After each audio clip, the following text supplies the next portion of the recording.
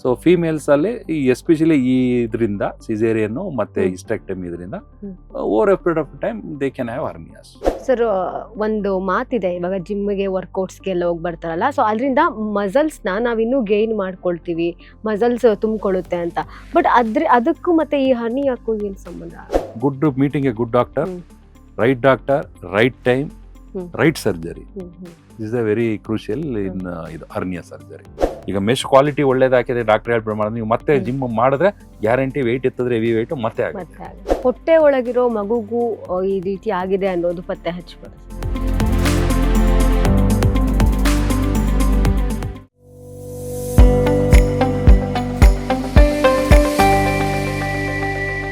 Sir, ಈಗ example ನಮ್ಮ ಹೆಣ್ಮಕ್ಳು ತಗೊಂಡ್ರೆ ಗರ್ಭಕೋಶಕ್ಕೆ ಸಂಬಂಧಪಟ್ಟಂತೆ ಒಂದಷ್ಟು ಮಗು ಹುಟ್ಟಿದಾಗ ಆಪರೇಷನ್ ಆಗಿರುವಂಥದ್ದು, ಅಥವಾ ಗಡ್ಡೆಗಳಿದ್ರೆ ಅದಕ್ಕೆ ಸಂಬಂಧಪಟ್ಟಂತೆ ಏನೋ ಆಪರೇಷನ್ ಆಗಿರುತ್ತೆ.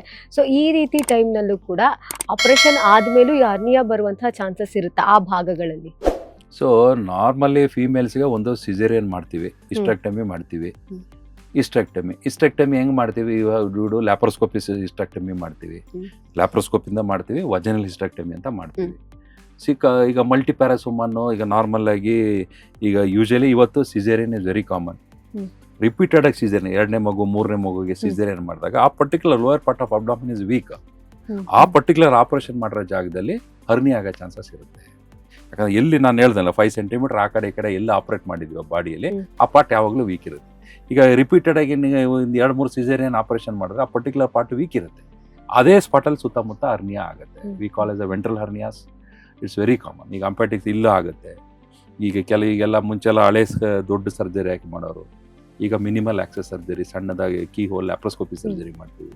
ವೇರೆವರ್ ವಿ ಡೂ ಸರ್ಜರಿ, ಎಲ್ಲಿ ನಾವು ಅನಾಟಮಿಕಲ್ ಇದನ್ನ ಡಿಸ್ಟಾರ್ಟ್ ಆಗಿರುತ್ತೋ, ಎಲ್ಲಿ ನಾವು ಆಪರೇಷನ್ ಮಾಡಿದ್ರೆ ಆ ಪರ್ಟಿಕ್ಯುಲರ್ ಬಾಡಲ್ಲಿ ವೀಕ್ ಇರುತ್ತೆ, ಆ ಪರ್ಟಿಕ್ಯುಲರ್ ಪಾರ್ಟಲ್ಲಿ ಇದಾಗುತ್ತೆ. ಸೊ ಫೀಮೇಲ್ಸಲ್ಲಿ ಎಸ್ಪೆಷಲಿ ಈ ಇದರಿಂದ ಸಿಸೇರಿಯನ್ನು ಮತ್ತು ಹಿಸ್ಟೆಕ್ಟಮಿ ಇದರಿಂದ over a period of time they can have hernias. Sir, ದೇಹದ ಹೊರಭಾಗ ಅಂತಂದ್ರೆ ಎಲ್ಲೆಲ್ಲ ಆಗ್ಬೋದು? ದೇಹದ ಹೇಳ್ದಲ್ಲ, ಈಗ epigastric hernia, will called as lumbar hernias, spigelian hernia, inguinal hernia. So ಎಲ್ಲಾದ್ರೂ ಆಪರೇಷನ್ ಮಾಡಿದ್ರೆ ಇನ್ಸಿಷನ್ ಹರ್ನಿಯಾ, ಎಲ್ಲಿ ಇನ್ಸಿಷನ್ ಹಾಕಿದೀವೋ, ಎಲ್ಲಿ ಕಟ್ ಮಾಡಿದೀವೋ that is incision hernia. You can have in here, ಇನ್ನು ಇದರಲ್ಲಿ ಗಾಲ್ ಬ್ಲಾಡರ್ ಸರ್ಜರಿ ಮಾಡಿರ್ಬೋದು, ಅಪೆಂಡಿಕ್ಸ್ ಸರ್ಜರಿ ಮಾಡಿರ್ಬೋದು, any part in the body ಎಲ್ಲಿ ಆಪರೇಟ್ ಮಾಡಿದ್ರೆ that is common. Okay sir, ಒಂದು ಮಾತಿದೆ, ಇವಾಗ ಜಿಮ್ಗೆ ವರ್ಕೌಟ್ಸ್ಗೆಲ್ಲ ಹೋಗಿ ಬರ್ತಾರಲ್ಲ, ಸೊ ಅದರಿಂದ ಮಸಲ್ಸ್ನ ನಾವಿನ್ನೂ ಗೇನ್ ಮಾಡ್ಕೊಳ್ತೀವಿ, ಮಸಲ್ಸ್ ತುಂಬಿಕೊಳ್ಳುತ್ತೆ ಅಂತ. ಬಟ್ ಅದಕ್ಕೂ ಮತ್ತೆ ಈ ಹರ್ನಿಯಾಕ್ಕೂ ಏನು ಸಂಬಂಧ? ಮಸಲ್ ನಾನು ಹೇಳ್ದಂಗೆ ಕೊಲಾಜನ್ ಡಿಸೀಸ್ ಇದ್ರೆ, ಅಂದ್ರೆ ಮಸಲ್ ಪ್ರೋಟೀನ್ಸ್ ವೀಕ್ ಇದ್ರೆ, ಮಸಲ್ ಬೇರೆ, ಫೇಶಿಯಾ ಬೇರೆ, ಸ್ಕಿನ್ ಬೇರೆ. ಅನಾಟಮಿಯಲ್ಲಿ ಮಸಲ್ ಮೇಲೆ ಸ್ಕಿನ್ನು, ಅದರಿಂದ ಫೇಶಿಯಾ, ಅದ್ರ ಹಿಂದೆ ಮಸಲ್ಲು ಮತ್ತೆ ಫೇಶಿಯಾ. ಈಗ ಅಬ್ಡಾಮಿನಲ್ ವಾಲ್ ನಾವು ತಗೊಂಡ್ರೆ there are 5 to 6 layers.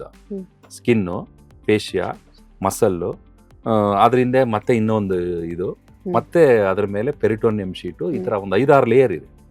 So ಯಾವ ಲೇಯರ್ ವೀಕ್ ಆದ್ರೂ ಒಳಗಿರೋ ಮಸಲ್ ಬಲ್ಜ್ ಆಗ್ಬೋದು, ಕಂಟೆಂಟ್ ಬಲ್ಜ್ ಆಗ್ಬೋದು.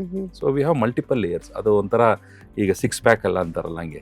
So there is a layers, sandwich ತರ ಇರುತ್ತೆ ಲೇಯರ್. ಸೊ ಅದ್ರಲ್ಲಿ ಎಲ್ಲೇ ವೀಕ್ ಆದ್ರೂ ಹರ್ನಿಯಾ ಆಗುತ್ತೆ. ಈಗ ಈ ಸುಮ್ಮನೆ ಹೋಗಿ ಈಗ ಅಬ್ಡಾಮನ್ 6 ಪ್ಯಾಕ್ ಮಾಡ್ತೀನಂತ ನೀವು ಪುಷಪ್ಸ್ ಎಲ್ಲ ಮಾಡಕ್ ಹೋಯ್ತಂದ್ರೆ, ಈಗ ಮೇಲೆ ಸ್ಕಿನ್ ಕೆಳಗಡೆ ನಾವು ಲೇಯರ್ ಇರುತ್ತೆ, ಅಲ್ಲಿ ಏನಾದ್ರೂ ವೀಕ್ ಇತ್ತು ಅಂದ್ರೆ ಅವ್ನ ಮಸಲ್ ಪಾಪ್ ಆಗುತ್ತೆ. ಇನ್ನು ಸ್ವಲ್ಪ ಮಾಡಕ್ ಹೋದ್ರೆ ಇನ್ನು ಸ್ವಲ್ಪ ಕರಳು ಪಾಪ್ ಆಗುತ್ತೆ. So it's a weak points. Normal ಆಗಿ ಅದಕ್ಕೆ ಸ್ಟ್ರೆಂತ್ ಇರುತ್ತೆ. ನೀವು ಬಿಯಾಂಡ್ ಮಾಡಕ್ ಹೋಯ್ತು ಅಂದ್ರೆ ಅದು ಕಟ್ ಆಗ್ಬೋದು, ಮಸಲ್ ಕೆಲಸ ಮಾಡ್ತಾ ಕಟ್ ಆಗ್ಬೋದು, ಒಳಗೆ ಮಸಲ್ ಕಟ್ ಆಗ್ಬೋದು, ಈ ಲೇಯರ್ಸ್ ಕಟ್ ಆಗ್ಬೋದು. ಸೊ ಕೊಲಾಜನ್ ಶೀಟ್ಗಳು ಕಟ್ ಆಗ್ಬೋದು. ಸೊ ಎಲ್ಲಿ ಕಟ್ ಆಗುತ್ತೋ ಆ ಪರ್ಟಿಕ್ಯುಲರ್ ಪಾರ್ಟ್ ಅಲ್ಲಿ ಮತ್ತೆ ಒಳಗೆ ಇರೋದು ಕಂಟೆಂಟ್ ಹೊರಗೆ. ಅಂದ್ರೆ ಹೆಚ್ಚಿನ ವೆಯ್ಟ್ಸ್ ಎತ್ತೋದ್ರಿಂದ body weight is more lifting, heavy weight is more for hernia, prone for hernia. Sir, ಇದು ಬೇಸಿಕ್ ಆಗಿ ನಮಗೆ ಹೇಗೆ ಗೊತ್ತಾಗುತ್ತೆ ಇದು ಬರ್ತಾ ಇದೆ?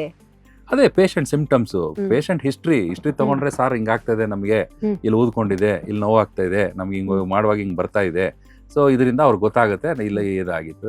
ಬಂದಾಗ ನಾವು ಎಕ್ಸಾಮಿನ್ ಮಾಡಿದ್ರೆ, ಎಸ್ ಹಿಸ್ಟ್ರಿ ಎಕ್ಸಾಮಿನೇಷನ್ ಮಾಡಿದ್ರೆ ನಮ್ಗೆ ಗೊತ್ತಾಗುತ್ತೆ. ನಾವು ಒಂದು ಅಬ್ಡಾಮನ್ ಸ್ಕ್ಯಾನ್ ಮಾಡಿ ಇನ್ನೊಂದು ಮಾಡಿ ವಿಲ್ ಕನ್ಫರ್ಮ್ ಇದೇ ಆಗಿದೆ ಅಂತ, ದೆನ್ ವಿಲ್ ಡಯಾಗ್ನೋಸ್. ಸರ್, ಇದು ಗಡ್ಡೆಗಳ ಮೂಲಕ ಅಥವಾ ಗುಳ್ಳೆಗಳಾಗೂ ಕೂಡ ಬರ್ಬೋದಾ? ಅದಕ್ಕೂ ಇದಕ್ಕೆ ಸಂಬಂಧ ಅದೇ ಬೇರೆ, ಇದೇ ಬೇರೆ. ಸರ್ ಇದು ಬಂದಾಗ ನಾವು ಯಾವ ರೀತಿ ಚಿಕಿತ್ಸೆಗಳನ್ನ ಪಡ್ಕೊಳ್ಬೇಕು? ಫಸ್ಟ್ ಒಳ್ಳೆ ಡಾಕ್ಟರ್ನ ಮೀಟ್ ಮಾಡಬೇಕು, ಆಯ್ತಾ? ಈಗ ಪೇಷಂಟ್ ಈಗ will cause a trust treatment ಅಂತ ಇದೆ. ಅಂದ್ರೆ ಕೆಲವರಿಗೆ ಆಪರೇಷನ್ ಬೇಕಿಲ್ಲ, ಈಗ 1 ಸೆಂಟಿಮೀಟರ್ ಕೆಳಗೆ ಅಂತ ಅವಾಗಲೇ ನಾನು ಹೇಳ್ದಂಗೆ ಇದ್ರೆ ಅದಕ್ಕೆ ಕನ್ಸರ್ವೇಟಿವ್ ಮ್ಯಾನೇಜ್ಮೆಂಟ್, ಆಪರೇಷನ್ ಮಾಡಿದಾಗೆ ಸ್ವಲ್ಪ ದಿನ ತಳ್ಳುಬೋದು ಮುಂದೆ.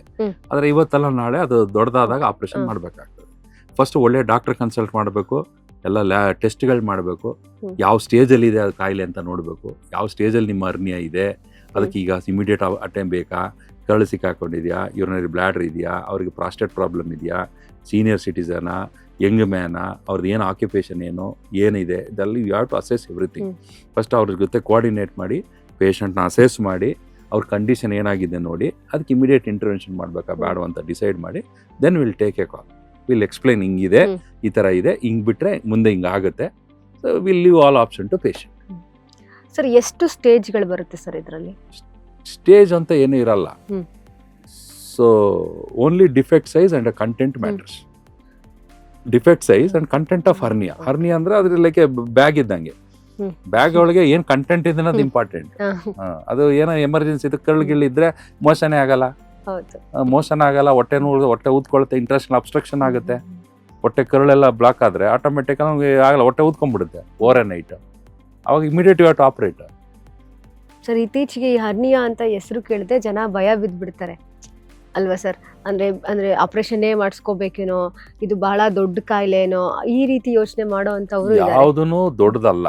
ಇದನ್ನ ನಾವು ಅದೇ ಹೇಳಿದ್ನಲ್ಲ, ಸೊ ಒಂದು ಕೌನ್ಸಿಲಿಂಗು, ಅವೇರ್ನೆಸ್ಸು, ಯಾವಾಗ ಡಾಕ್ಟರ್ ಕಾಣಬೇಕು, ಒಂದು ಪಬ್ಲಿಕ್ ಅವೇರ್ನೆಸ್ ಮಾಡ್ಬೇಕು, ಯಾವಾಗ ಡಾಕ್ಟರ್ ಕಾಣಬೇಕು, ಹರ್ನಿಯಾ ಅಂದ್ರೆ ಏನು, ಹೆಂಗಾಗುತ್ತೆ, ಯಾವಾಗ ಡಾಕ್ಟರ್ನ ಕಾಣಬೇಕು, ಎಲ್ಲದಕ್ಕೂ ಸರ್ಜರಿ ಬೇಕಾ ಬೇಡವಾ, ತಳ್ಬೋದಾ, ಇನ್ನೂ ಸ್ವಲ್ಪ ದಿನ ಮುಂದೆ ಹೋಗ್ಬೋದಾ, ಇಮಿಡಿಯೇಟ್ ಆಪರೇಷನ್, ಇವಾಗೆಲ್ಲ it is more in to all ಇದು. ಈಗ ಕಾರ್ಪೊರೇಟ್ ಹಾಸ್ಪಿಟಲ್ ಎಲ್ಲ most of the time they will operate. ಈಗೆಲ್ಲ ಟೆಕ್ನಾಲಜಿ, ರೋಬೋಟಿಕ್ ಸರ್ಜರಿ ಬಂದಿದೆ, ಲ್ಯಾಪ್ರೋಸ್ಕೋಪಿಕ್ ಸರ್ಜರಿಯಿಂದ ರೋಬೋಟಿಕ್ ಸರ್ಜರಿ ಬಂದಿದೆ. So most of the time they will operate. So to tell you, ಅದೇ good meeting a good doctor, right time, right surgery is a very crucial in ಇದು hernia surgery. ಅದು sir ಇದಕ್ಕೂ ಮತ್ತೆ ನಮ್ಮ life ಸ್ಟೈಲ್ಗೂ ಏನು ಸಂಬಂಧ ಇಲ್ವಾ? ಹೇಗೇನು ಬಾಡಿ ವೇಟ್ ಲಿಫ್ಟ್ ಮಾಡಿದ್ರೆ ಮತ್ತೆ ಆಗುತ್ತೆ. ಈಗ ಹರ್ನಿಯಾ ಆಪರೇಷನ್ ಮಾಡಿದೀವಿ, ಎಲ್ಲ ಮಾಡಿದೀವಿ, ಪೇಷಂಟ್ ಹೇಳಿದ್ವಿ ವಾಸಿ ಆಗುತ್ತೆ ಹೋಗಪ್ಪ ಅಂತ ಮತ್ತೆ ಹೋಗಿ ಜಿಮ್ ಮಾಡ್ತಾರೆ, 1 ತಿಂಗಳು 3 ತಿಂಗಳು ಸುಮ್ಮನೆ ಇರ್ತಾರೆ, ಮತ್ತೆ ಹೆವಿ ಎಕ್ಸರ್ಸೈಸ್ ಮಾಡ್ತಾರೆ, ಮತ್ತೆ ಆಗುತ್ತೆ ಅದು ರಿಕರೆನ್ಸ್. ಸೊ ಒಳಗಡೆ will put a good reinforced mesh. ಈಗ ಹರ್ನಿಯಾ ಸರ್ಜರಿಯಲ್ಲಿ ಈಗ ಬೇರೆ ಥರ ಸರ್ಜರಿ ಇದೆ. ಈಗ ಸರ್ಜರಿಯಲ್ಲಿ ಬೇಕಾದಷ್ಟು ವೆರೈಟಿ ಇದೆ. ಸೊ ಯಾವ ಸರ್ಜರಿ ಮಾಡ್ತೀವಿ ಅನ್ನೋದ್ರ ಮೇಲೆ ಇಟ್ ಮ್ಯಾಟರ್ಸ್. ನಾವು ಎಲ್ಲಾನು ಪೇಷಂಟ್ಗೆ ಎಕ್ಸ್ಪ್ಲೈನ್ ಮಾಡ್ತೀವಿ. ಪೇಷಂಟ್ಗೆ ಮುಂಚೆನೆ ಈ ಥರ ಇದೆ, ಹಿಂಗಿದೆ, ಈ ಸರ್ಜರಿ ಮಾಡ್ತೀವಿ, ಇದು ಹಿಂಗಾಗುತ್ತೆ, ಎಲ್ಲಾನು ಹೇಳ್ತೀವಿ. ಎಲ್ಲದಕ್ಕೂ ಕನ್ಸೆಂಟ್ ತಗೊಂಡು video consultation, writing consultation, consent ಎಲ್ಲ ತಗೊಂಡೆ ನಾವು ಸರ್ಜರಿ ಮಾಡೋದು. ಮತ್ತೆ ಈಗ ಒಳಗಡೆ ಹರ್ನಿಯಾ ಅಂದಮೇಲೆ ನಾನು ಹೇಳ್ದಂಗೆ ವೀಕ್ನೆಸ್ ಇತ್ತಲ್ಲಿ, ಆ ವೀಕ್ನೆಸ್ ಹೆಂಗೆ ಗ್ಯಾಪ್ನ ಫಿಲ್ ಮಾಡ್ತೀವಿ, ವಿಲ್ ಪ್ಲೇಸ್ ಎ ಮೆಶ್. ಈಗ ಮೆಶಲ್ಲಿ ಏನು ಹೇಳ್ತೀನಿ ನಾನು, ಒಂದು 50 ಥರ ಮೆಶ್ಗಳಿದೆ. ಮೆಶ್ ಕ್ವಾಲಿಟಿ ಮೇಲೆ ಅದು ರಿಕರೆನ್ಸ್ ಆಗುತ್ತಾ ಇಲ್ವಾ. ಈಗ ಒಬ್ಬರಿಗೆ ಇಲ್ಲಿ ಹರ್ನಿಯಾ ಆಗಿದೆ, ಇಂಗ್ವೈನಲ್ ಹರ್ನಿಯಾ ಆಗಿರ್ಬೋದು, ಅಥವಾ ಫೆಮರಲ್ ಇಂಗ್ವೈನಲ್ ಹರ್ನಿಯಾ ಆಗಿದೆ, ಅಥವಾ ವೆಂಟ್ರಲ್ ಹರ್ನಿಯಾ ಆಗಿದೆ. ಈಗ ಸಣ್ಣ ಮೆಶು 6x3 ಇಂಟು 30x15 ಈ ಸೈಜ್ ಮೆಶು ಇದೆ, ಪೂರ್ತಿ ಅಬ್ಡಾಮಿನಲ್ ವಾಲ್ ಕವರ್ ಆಗುತ್ತೆ ಫುಲ್, ಇಂಥ ಮೆಶು ಇದೆ, depending on the hernia. So ಪೇಷಂಟ್ಗೆ ಹರ್ನಿಯಾ ಮೆಶ್ ಕ್ವಾಲಿಟಿನೂ ಇದೆ. ಈಗ ಮೆಶು ಪ್ರೋಲಿನ್ ಮೆಶ್ ಅಂತಿದೆ, ಅಬ್ಸಾರ್ಬಬಲ್ ಮೆಶ್ ಅಂತಿದೆ. ಅಂದರೆ ಹಾಕಿದ ತಕ್ಷಣ ಒಂದು 6 ತಿಂಗಳು 3 ತಿಂಗಳಲ್ಲಿ ಅದು ಅಬ್ಸರ್ವ್ ಆಗುತ್ತೆ, 3 ತಿಂಗಳು 6 ತಿಂಗಳಲ್ಲಿ. ಇನ್ನು ಕೆಲವು ಲೈಫ್ ಲಾಂಗ್ ಹಂಗೆ ಇರುತ್ತೆ, ಇನ್ನು ಕೆಲವು ಹಂಗೆ. ಮೆಶ್ದು ಕ್ವಾಲಿಟಿ ಮೇಲೆ ಸ್ಟ್ರೆಂತು ಡಿಪೆಂಡ್ಸ್, ಸ್ಟ್ರೆಂತ್ ಮೇಲೆ ಮತ್ತೆ ಅದು ರಿಕರೆನ್ಸ್ ಆಗುತ್ತಾ ಇಲ್ಲ ಅಂತ ಆಗುತ್ತೆ. ಈಗ ಮೆಶ್ ಕ್ವಾಲಿಟಿ ಒಳ್ಳೇದಾಕಿದ್ರೆ ಡಾಕ್ಟರ್ ಹೇಳ್ಬಿಟ್ಟು ಮಾಡಿದ್ರೆ ನೀವು ಮತ್ತೆ ಜಿಮ್ ಮಾಡಿದ್ರೆ ಗ್ಯಾರಂಟಿ ವೆಯ್ಟ್ ಎತ್ತಿದ್ರೆ ಹೆವಿ ವೆಯ್ಟ್ ಮತ್ತೆ ಆಗುತ್ತೆ. ಸರ್ ಒನ್ಸು ಇದೊಂದು ಚಿಕಿತ್ಸೆ ಪಡ್ಕೊಂಡ ಆದ್ಮೇಲೆ ಮತ್ತೆ ಅಂತ ವ್ಯಕ್ತಿಗೆ ಬರೋದಿಲ್ವಾ? ಅಂದ್ರೆ ನಾರ್ಮಲ್ ಆಗಿ ಏನು ವರ್ಕೌಟ್ ಮಾಡದೆ ಅಥವಾ ಮಾಡಬೇಕು, moderate exercise is allowed and you have to take a extra pick. ಅವ್ನಿಗೆ ಪೇಷಂಟ್ಗೆ ಹೇಳ್ಬೇಕು, ಹಿಂಗಿದೆಯಪ್ಪ, ಹಿಂಗ ಆಗಬಹುದು, ನೀನು ನೋಡ್ಕೋ, ಗಾಡಿ ತಗೋತೀಯ ಓಡಿಸು, ಆಕ್ಸಿಡೆಂಟ್ ಆಗುತ್ತೆ ಬಿಡುತ್ತೆ ನಿನ್ ಕೈ ಇರುತ್ತೆ, ನಿನ್ ಗೊತ್ತಿದ್ದು ಆದ್ರೂ ಪರವಾಗಿಲ್ಲ ಅಂದ್ರೆ ನಿಂಗ್ ಬಿಟ್ಟಿದ್ದು. So it is our duty to explain patient, ನೋಡಪ್ಪ ಈ ಹರ್ನಿಯಾ ಹಿಂಗಾಗಿದೆ, ಇದು ಮಾಡಿದ್ರೆ ಈ ಥರ ಆಗುತ್ತೆ. So we have to tell and educate the patient and we have to follow the patient. Sir ಇದು ವಂಶಾವಳಿಯಿಂದ ಹೇಗೆ ಬರ್ಬೋದು? ಈಗ ಇನ್ ಕೊಲಾಜನ್ ಡಿಸೀಸ್ ಅಂತ ಹೇಳಿದೆ, ಆ ಡಿಸೀಸ್ ಇದ್ರೆ ಜೆನೆಟಿಕ್ ಮ್ಯೂಟೇಷನ್ ಇದ್ದು, ಜೀನ್ಸ್ ಅಲ್ಲಿ ಪ್ರಾಬ್ಲಮ್ ಇದ್ದು, ಕೊಲಾಜನ್ ಡಿಸೀಸ್ ಇದ್ದು, ಮಸಲ್ ಪ್ರೋಟೀನ್ಗಳು ವೀಕ್ನೆಸ್ ಇತ್ತಂತಂದ್ರೆ ಮತ್ತು ಆಟೋಮೆಟಿಕಲಿ ಆ ಬಾಡಿ ಪಾರ್ಟ್ ವೀಕ್ ಆಗುತ್ತೆ. ವೀಕ್ ಆದರೆ ಆಟೋಮೆಟಿಕಲಿ ಮತ್ತೆ ಹರ್ನಿ ಆಗುತ್ತೆ. ಸೊ ಜೆನೆಟಿಕ್ ಇದನ್ನ we have to keep it in mind. ಯಾರೋ ತಾತನಿಗೆ ಹರ್ನಿ ಆಯ್ತು, ಇನ್ನೊಬ್ರಿಗೆ ಏನೋ ಒಂದಿತ್ತು ಅಂದ್ರೆ ಅಲ್ಲೆಲ್ಲೋ ಕೊಲಾಜನ್ ಡಿಸೀಸ್ ಇರ್ಬೋದು, ಆ ಫ್ಯಾಮಿಲಿ ಒಳಗೆ ಇರ್ಬೋದು. So we do A genetic testing. ಈಗ ಮೋಸ್ಟ್ ಆಫ್ ದ ಟೈಮ್ ಇವತ್ತಿನ ಟ್ರೆಂಡಲ್ಲಿ ಹೇಗಿದೆ ಅಂತಂದ್ರೆ, ಈಗ ಯಾವುದೇ ಕಾಯಿಲೆ, ಈಗ ಇವತ್ತಿನ ಇದರಲ್ಲಿ ಈ ಫ್ಯಾಮಿಲಿ ಹಿಸ್ಟ್ರಿ ಆಫ್ ಕ್ಯಾನ್ಸರು, ಏನೆಲ್ಲ ಇರುತ್ತಲ್ಲ, ಕ್ಯಾನ್ಸರ್ ಆಗ್ಬೋದು, ಏನು ಸಾವಿರಾರು ಕಾಯಿಲೆಗಳಿದೆ. ಇದೆಲ್ಲ ಈಗ ಜೆನೆಟಿಕ್ ಇದನ್ನ ಮೊದಲೇ ಐಡೆಂಟಿಫೈ ಮಾಡಿ ಹೇಳುತ್ತೆ, ಈ ಫ್ಯಾಮಿಲಿ ಲೀಕ್. ಅದಕ್ಕೆ ಕೇಳ್ತೀವಿ ನಾವು ಹಿಸ್ಟ್ರಿನೇ, ನಿಮ್ಮ ತಾತ ಹೆಂಗಿದ್ರು, ನಿಮ್ಮ ಅಜ್ಜಿ ಹೆಂಗಿದ್ರು, ಅವ್ರು ಹೆಂಗಿದ್ದಾರೆ, ಇವ್ರು ಇದೆಲ್ಲ ವಿ ಟೇಕ್ ಹಿಸ್ಟ್ರಿ ತಗೊಂಡಾಗ ನಮ್ಗೆ ಈ ಫ್ಯಾಮಿಲಿ ಒಳಗೆ ಹಿಂಗಿದೆ, ಈ ಹುಡುಗನಿಗೆ ಇವ ತಾತಾಗ ಹಿಂಗಿತ್ತು, ಆ ಫ್ಯಾಮಿಲಿ ಹಿಂಗಿದೆ. ಈಗ ಥೈರಾಯ್ಡ್ ಕ್ಯಾನ್ಸರ್ ಆಗ್ಬೋದು, ಬ್ಲಡ್ ಕ್ಯಾನ್ಸರ್ ಆಗ್ಬೋದು, ಇನ್ನೊಂದು ಕ್ಯಾನ್ಸರ್ ಆಗ್ಬೋದು, ಮತ್ತೊಂದು ಆಗ್ಬೋದು. So will take all this. ಎಲ್ಲೋ ಒಂದು ಫ್ಯಾಮಿಲಿಯಲ್ಲಿ ಆ ಕಾಲದಲ್ಲಿ ಟೆಕ್ನಾಲಜಿ ಇರಲಿಲ್ಲ, ಗೊತ್ತಿಲ್ಲ, ಕಾರಣಗಳಿಲ್ದಾಗ ಹೋದ್ರು.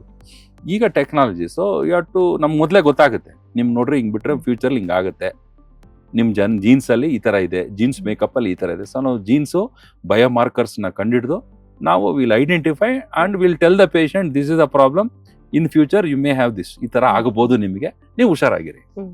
ನೀವು ಅದನ್ನು ಅವಾಯ್ಡ್ ಮಾಡಿಕೊಂಡು you have to lead a life. ಹೊಟ್ಟೆ ಒಳಗಿರೋ ಮಗುಗೂ ಈ ರೀತಿ ಆಗಿದೆ ಅನ್ನೋದು ಪತ್ತೆ ಹಚ್ಚಬಹುದು. ಈಗ ನಿಯೋನಾಟಲ್ ಸ್ಕ್ಯಾನ್ ಮಾಡ್ತೀವಿ, ಪ್ರಿನಾಟಲ್ ಸ್ಕ್ಯಾನ್ ಮಾಡ್ತೀವಿ, ನಿಯೋನಾಟಲ್ ಸ್ಕ್ಯಾನ್ ಮಾಡ್ತೀವಿ. Technology is advanced, will know. ಅಂದ್ರೆ ಚಿಕಿತ್ಸೆನೂ ಕೊಡ್ಬೋದಾ? ಅದು ತುಂಬಾ ಕಷ್ಟ ಇದೆ. ಹುಟ್ಟಿದ ಮೇಲೆ ಮಾಡ್ಬೋದು, ಹುಟ್ಟಿದ ಮೇಲೆ ಮಾಡ್ಬೋದು. ಹೊಟ್ಟೆ ಒಳಗಿರೋ ಮಗುಗೆ ಅದನ್ನು ಮಾಡ್ಬೋದು, but it is not infancy stage in India. ಬೇರೆ ದೇಶಗಳಲ್ಲೆಲ್ಲ ಮಾಡ್ತಾರೆ. ಅಂದ್ರೆ ಪೂರ್ತಿ ಗ್ರೋತ್ ಆಗಿರ್ಬೇಕು, ಮಗು ಇರಬೇಕು, ಅದ್ರ ಎಲ್ಲ ಆರೋಗ್ಯ ಚೆನ್ನಾಗಿರ್ಬೇಕು, ಅದಕ್ಕೆ ಕೆಲವು ಕ್ರೈಟೀರಿಯಾಸ್ ಇರುತ್ತೆ, ಅದೆಲ್ಲ ಫಿಟ್ ಆಗಿರ್ಬೇಕು. ಅದೆಲ್ಲ ಫಿಟ್ ಇದ್ರೆ ಮಾಡ್ಬೋದು. ಅದು ಆಲ್ವೇಸ್ ರಿಸ್ಕ್. ಅಂದ್ರೆ ಸರ್ ಅದೆಲ್ಲ ಈ ತರ ಇದೆ ಅಂತ ಸ್ಕ್ಯಾನಿಂಗ್ ಅಲ್ಲೇ ಗೊತ್ತಾಗ್ಬಿಡುತ್ತೆ. ಎಲ್ಲ ಗೊತ್ತಾಗುತ್ತೆ, ಸ್ಕ್ಯಾನ್ ಅಲ್ಲಿ ಗೊತ್ತಾಗುತ್ತೆ. ಅದೇ ಆಂಟಿನ್ಯಾಟಲ್ ಹೈ ರಿಸ್ಕ್ ಸ್ಕ್ಯಾನ್ ಮಾಡ್ತೀವಿ, ಹೈ ರಿಸ್ಕ್ ಪ್ರೆಗ್ನೆನ್ಸಿಗೆ ಫ್ಯಾಮಿಲಿ ಜೆನೆಟಿಕ್ ಕೌನ್ಸಿಲಿಂಗ್ ಮಾಡ್ತೀವಿ. ಈ ಪೇಷಂಟ್ಗೆ ಫ್ಯೂಚರ್ ಈ ತರ ಪ್ರಾಬ್ಲಮ್ ಆಗುತ್ತೆ ಅಂದ್ರೆ ಆಲ್ರೆಡಿ ಈಗ ಕೆಲವರಿಗೆ ಇದೆಲ್ಲ ಗೊತ್ತಾಗುತ್ತೆ. ಅಂತ ಪೇಷಂಟ್ ನಾವು ಸ್ಪೆಷಲ್ ಕೇರ್ ಮಾಡಿ, ಸ್ಪೆಷಲ್ ಆಗಿ ಟೆಸ್ಟ್ಗಳು ಮಾಡಿ, ವಿಲ್ ನೋ ಈ ತರ ಆಗುತ್ತೆ ಅಂತ. We have to tell the patient ಈ ತರ ಇದೆ, ಹಿಂಗೆ ಆಗುತ್ತೆ. ಅದಕ್ಕೆಲ್ಲ ಪೇಷಂಟ್ ಕನ್ಸೆಂಟ್ ಕೊಟ್ಟು, ಮತ್ತೆ ಕಾಸ್ಟ್ ಫ್ಯಾಕ್ಟರ್ ಇದೆಲ್ಲ ಇರುತ್ತೆ. ಅದೆಲ್ಲ ಎಸ್ ಅಂತಂದ್ರೆ we can try, will do. Sir ಅಂದ್ರೆ ನಿಮಗೆ ಇಷ್ಟು ಜರ್ನಿನಲ್ಲಿ ಒಂದು ಕಾಂಪ್ಲಿಕೇಟೆಡ್ ಆಗಿರೋದಂತ ಈ ವಿಚಾರದಲ್ಲಿ ಯಾವ್ದಾದ್ರು ಕೇಸಸ್ ಇದೆಯಾ? ಆಮೇಲೆ ಈಗ ನಾವು ನೋಡೋದೇ ಒಂದಿರುತ್ತೆ, ಅಲ್ಲೇ ಬೇರೆ ಇರುತ್ತೆ, ಆ ಥರನೂ ಇರ್ತದೆ. ಈಗ ನಾವೆಲ್ಲ ಇವಾಗ ಟೆಕ್ನಾಲಜಿ ಈಗ ಡೆವಲಪ್ ಆಗಿದೆ. ಈಗ ನಾವು ರೋಬೋಟಿಕ್ ಸರ್ಜರಿ ಜಮಾನದಲ್ಲಿ ಇದ್ದೀವಿ. ಸೊ ರೋಬೋಟಿಕ್ ಸರ್ಜರಿಲಿ it's very precise, small incision, precision is ಜಾಸ್ತಿ, ಮತ್ತು ಅಕ್ಯುರೇಸಿ ಜಾಸ್ತಿ. ಮತ್ತು ಈಗೆಲ್ಲ three D imaging, computer based, ಆಯ್ತಾ, ಈ ಥರ ಇವಾಗ ಟೆಕ್ನಾಲಜಿ. ಸೊ ಇವಾಗ ನೀವು ಡಯಾಗ್ನೋಸಿಸ್ ಮತ್ತು ನಿಮಗೆ ನಾನು ಹೇಳ್ದಂಗೆ ಜೆನೆಟಿಕ್ಕು ಇದೆಲ್ಲ ನಿಮಗೆ ಮೊದಲೇ ಅಡ್ವಾನ್ಸ್ ಆಗಿ ಹೋಗಾಗುತ್ತೆ. ಹಂಗಿರುವಾಗ ಇವತ್ತಿನ ದಿನದಲ್ಲೇ ಡಯಾಗ್ನೋಸಿಸ್ಗಳು 99% ಮಿಸ್ ಆಗಲ್ಲ. ನಮಗೆ ಏನು ಮಾಡ್ತಾ ಇದ್ದೀವಿ, ಎಲ್ಲಿದ್ದೀವಿ, ಏನು ಮಾಡ್ತಾ ಇದ್ದೀವಿ ಅನ್ನೋದು ಗೊತ್ತಾಗುತ್ತೆ. ಆದ್ರೂ ಈಗ ನಾವು ಓದಿ 35 ವರ್ಷದಿಂದ, ಅವಾಗ ಟೆಕ್ನಾಲಜಿ ಈ ಥರ ಇರಲಿಲ್ಲ. ಅವಾಗ ಈಗ ನಾವೀಗ ಹರ್ನಿಯಾ ಅಂತ ಹೇಳಿದ್ವಿ, ನಾವು ಹರ್ನಿಯಾ ಅಂತಾನೆ ಎಲ್ಲ ಮಾಡ್ತೀವಿ. ಆದರೆ ಟೆಸ್ಟ್ ಮಾಡಿ ನಾವು ಓಪನ್ ಮಾಡಿದಾಗ ಟೇಬಲ್ ಮೇಲೆ ಬೇರೆನೆ ಕಾಣಿಸಿದೆ, ಇನ್ಸಿಡೆನ್ಸ್ ಆಗಿದೆ. ಸೊ ಯಾಕಂದ್ರೆ ಅವತ್ತು ಟೆಕ್ನಾಲಜಿ ಆ ಥರ ಇತ್ತು. ಈಗ ಗೌರ್ಮೆಂಟ್ ಸೆಟಪ್ಗಳಲ್ಲಿ ಈಗ ನಾವು ಕ್ಲಿನಿಕಲ್ ಬೇಸ್ಡ್ ಮೆಡಿಸಿನ್. ಈಗ ಇವತ್ತಿನ ಟ್ರೆಂಡ್ ಹೆಂಗಿದೆ ಅಂತಂದ್ರೆ,